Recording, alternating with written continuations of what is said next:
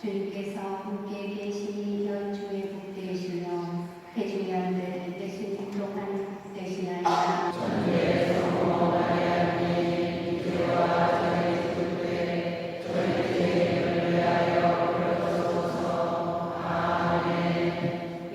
주님을 함께 하소서. 사랑으로 하나 되신 주님처럼 저희가 형제 자매 여러분 안녕하십니까?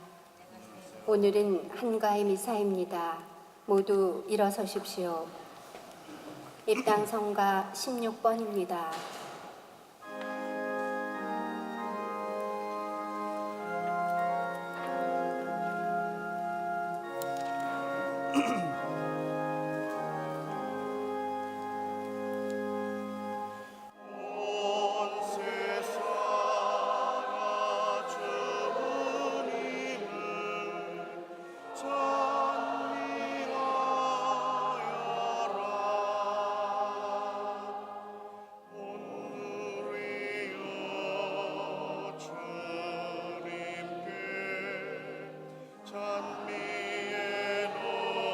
주님께서 여러분과 함께 또한 사제의 영과 함께 루카가 전한 거룩한 복음입니다.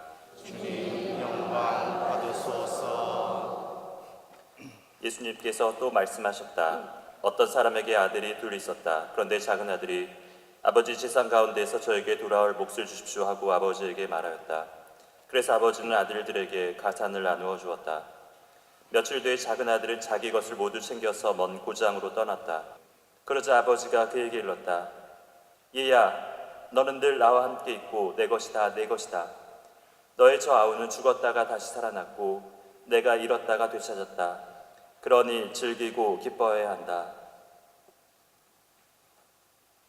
주님의 말씀입니다. 그리스도님 찬양합니다.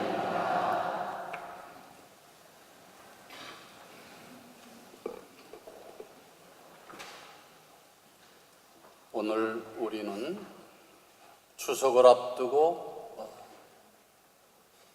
늘 이 미사를 통해서 그래왔듯이 이산 가족들의 아픔을 함께 하면서 이산 가족을 위한 위령 미사를 봉헌하고 있습니다. 오늘 우리가 아픔을 나누며 미사를 봉헌하고 있는 이산 가족들은 북의 고향을 두고도 갈 수 없는 분들입니다. 이 참회와 숙제성당이 생기며 시작했던 위령미사를 거듭할수록 열심히 나오셨던 이산가족 어르신들이 한 분 한 분 보이지 않는 모습을 보며 마음이 아픕니다. 고향을 그리워하며 사시던 분들께서 한 분 한 분 세상을 떠나시고 또 얼마 남지 않은 분들이 노령의 몸으로 북의 형제들을 이 세상에서 한 번만이라도 만나보고 싶다는 생각이 들었을 겁니다. 얼마 전에 여러분들도 아시다시피 이산가족 상봉이 있었던 날 어느 은퇴하신 주교님이 평양교구 출신이신데 저에게 전화를 하셨습니다. 이산가족 상봉을 한다고 하니까 마음이 좀 그러네 하시면서 저에게 전화를 하셨습니다. 저는 주교님에게 그러면 신청을 하셨나요? 하니까 뭐 나까지 신청을 했어야 되겠냐. 그런 말씀하시면서 그런 심경을 그런 아픈 그런 심경을 저에게 표현하셨습니다. 저도 TV를 보면서 돌아가신 부모님들을 생각하였습니다. 1998년 제가 북한 방문을 하러 가며 어머님께 내가 이번에 평양을 가는데 어쩌면은 누님들 소식을 듣게 될는지 모른다 이제 했습니다. 근데 어머님은 아주 태연하게 크게 뭐 별 관심이 없는 것처럼 태연하게 이제 아무 말씀도 안 하셨는데 북한에 갔다 와가지고 어머니에게 다녀온 후에 장충성당 그 간부들에게 들은 이야기, 큰 누나가 세상을 떠났다, 노동자로 살다가 세상을 떠났다 하는 그런 얘기를 어머니에게 전해드렸더니 지금까지 태어나셨던 어머님이 아주 대성통곡을 이제 하셨습니다. 그때서야 어머니가 태어나셨던 것이 아니라 그냥 표현만 안 하셨던 것이구나, 그런 것을 깨닫게 되었습니다. 금년은 새해부터 우리 한반도에 평화의 기운이 힘차게 싹트왔습니다.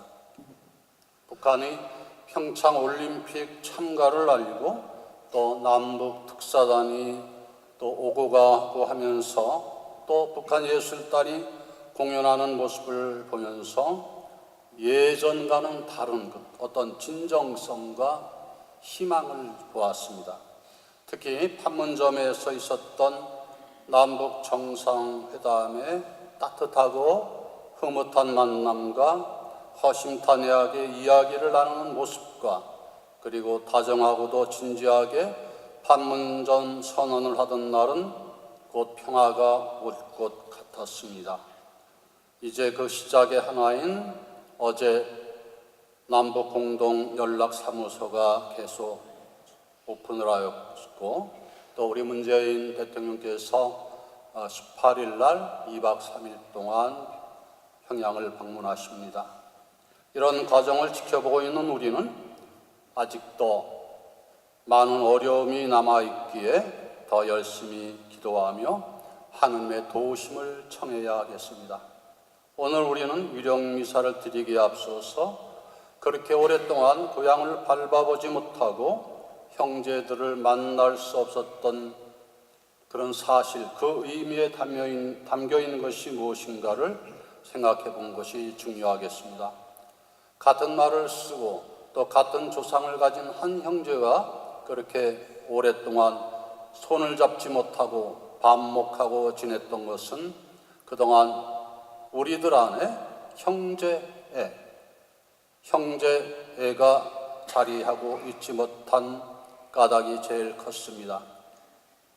형제는 형제이기 때문에 미워하다가도 손을 내밀어야 하고 또 형제가 곤경에 처해 있을 때는 도와주는 사람이 형제입니다. 오늘 복음에 나오는 돌아온 탕자, 우리 방금 전에 들었는데 오늘 복음 말씀은 우리에게 형제가 무엇인지를 깨닫게 해줍니다. 형과 아우 두 사람은 우리의 남과 북이 한 형제임을 말해주는 이야기일 수가 있습니다. 아버지 곁에서 늘 착실하게 일하며 살아온 형과 아버지 집을 떠나 방탕한 생활을 하며 속을 썩이다 돌아온 동생을 구태여 누가 남이고 누가 형이고 이렇게 말할 필요는 없겠습니다. 중요한 것은 오늘 복음의 형제처럼 남과 북은 한 형제이지만 살아온 방식이나 생각 그리고 현실의 삶의 결과도 너무나 다를 수가 있습니다. 오늘 복음에서는 무엇보다도 아버지의 사랑을 생각해야 합니다. 우리가 좋아하는 성화의 모습처럼 넓은 어깨를 가지신 아버지, 넓은 가슴은 사랑하고 용서하는 넓은 가슴입니다. 우리도 그러한 넓은 가슴을 가져야 합니다. 아버지가 힘주어 말하는 너희들은 한 형제가 형제가 아니냐라는 말, 또 잘못을 용서하고 손을 잡는 것이 형제입니다. 오늘 복음에 나오는 아버지는 하느님이십니다. 하느님께서는 남과 북은 한 형제이고 형제이기에 모든 것을 용서하고 화해해야 함을 말씀하십니다. 지난번 교황님께서 방문하셨을 적에 또 평화의 미사를 드리셨을 때 해주신 말씀도 형제였습니다. 같은 말을 쓰는 한 형제들에게 화해를 해야 한다고 하셨습니다. 우리 한국교회가 해야 할 가장 중요한 일은 형제의 회복이라고 생각합니다. 형제 회복을 위해 필요한 것이 또한 기도입니다.